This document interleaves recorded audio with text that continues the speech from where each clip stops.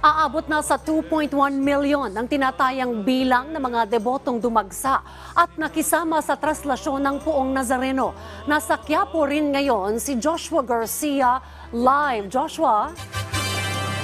Yes, Dean, tama ka dyan. Nalampasan ng inisyal na bilang ng mga deboto na inaasahang lalahok sa pista ng Itim na Nazareno para sa Traslasyon 2024. Daya matatanda na nauna ng sinabi ng PNP na nasa 2 milyon ang inaasahan nilang makikiisa sa traslasyon ngayong taon. Pero sa inspeksyon na ginawa ni PNP Chief Police General Benjamin Acorda Jr. kanina, nabanggit niya na nasa 2.1 milyon na ang crowd estimate para sa mga deboto na nakiisa sa pista ng Poong Nazareno. Dagdag pa ng liderato ng PNP, sapat ang kanilang idineploy ng mga tauhan para masiguro ang maayos, ligtas at payapang traslasyon 2024.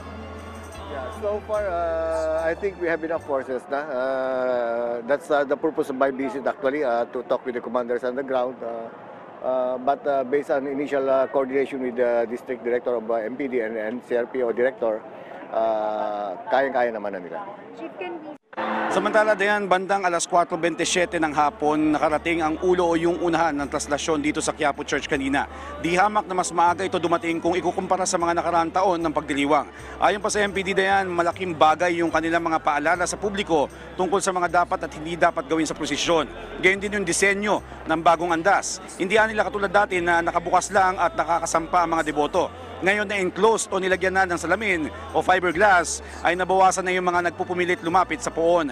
Nagkaroon lamang ng pagbagal sa pag-usad ng andas kasama ang iba pang karosa sa ilang maliliit na eskinita na dinaanan nito sa Quiapo gaya sa mga kalye ng Parlegi o Arlegi pa Hidalgo. Ayon naman sa Philippine Red Cross, umabot na mahigit 400 ang kabuuang bilang ng mga individual na nabigyan ng serbisyo medikal na kinabibilangan ng mga ginamot ang mga sugat sa paa, binigyan ng gamot sa pagkahilo habang ang iba na hinimatay ay tinakbo sa mga pinakamalapit na ospital. Dayan, sa pinakauling datos na nakuha natin sa Quiapo Church Command Post, pumalo na sa mahigit 6.5 million ang naitalang deboto simula kaninang alas 5 ng umaga hanggang kaninang alas 6 ng gabi.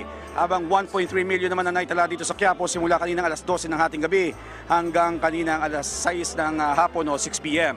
Isa pa maganda napansin natin, Dayan, na naobserbahan natin habang iniikot natin yung dinaanan ng andas ay yung inisyatibo ng Manila LGU na padaanan agad ng mga truck ng basura para magdinis o magakot ng kalat na naiwan ng mga deboto na nakilahok sa Traslasyon 2024. Dayan?